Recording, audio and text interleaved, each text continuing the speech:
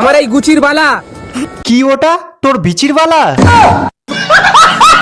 এই গুচির বালা এক্ষুনি বকখালির জলে পড়ে যাচ্ছিল। গান মারছে রে, কি বলিস? ভয়ানক ঘটনা তো। এক্ষুনি বকখালির জলে পড়ে যাচ্ছিল। বাপরে বাপ, ঘটনাটা ঘটেনি।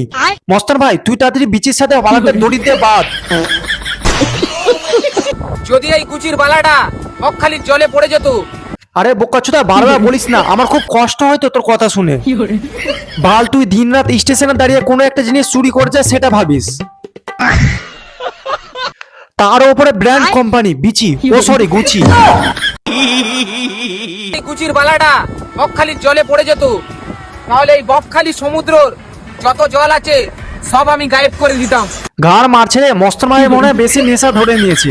মস্তান ভাই তুমি কি সমুদ্রে জল দিয়ে প্যাক মেরেছিলে নাকি? ওই মানে নোনা জল দিয়ে?